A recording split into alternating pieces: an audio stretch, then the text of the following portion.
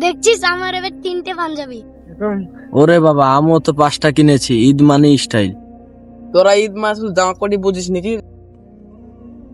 ঈদ মানে সামাই বিরিয়ানি। আহা আমি শুধু খাই আর ঘুমাই। আহা। তাই তো ঈদ নাম শুনলেই তোদের পেটে কাজ করে।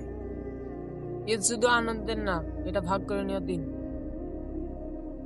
যারা গরিব, যাদের কেনার জন্য জামা কাপড় নেই, তাদের মুখে হাসি ফোটানো আসল ঈদ। ঈদের একটাও জামা নেই। চল ওকে একটা নতুন জামা দিই। আর আমি কিছু টাকা দিচ্ছি।